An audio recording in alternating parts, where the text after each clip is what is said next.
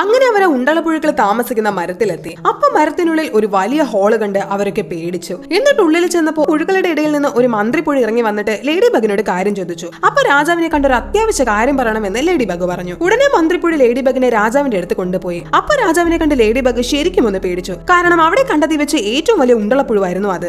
അങ്ങനെ ലേഡി ബഗിനെ കണ്ട് മുതുക്കൻ ഉണ്ടളപ്പുഴ താഴേക്ക് ഇറങ്ങി വന്ന് അതിന്റെ തലയിലുള്ള കൊമ്പ് വെച്ച് ലേഡി ബഗിന്റെ തലയിൽ തൊട്ടതും അതുവരെ നടന്ന എല്ലാ കാര്യവും പുഴുവിന് അതിന്റെ ജ്ഞാന കണ്ണുകൊണ്ട് കാണാൻ സാധിച്ചു.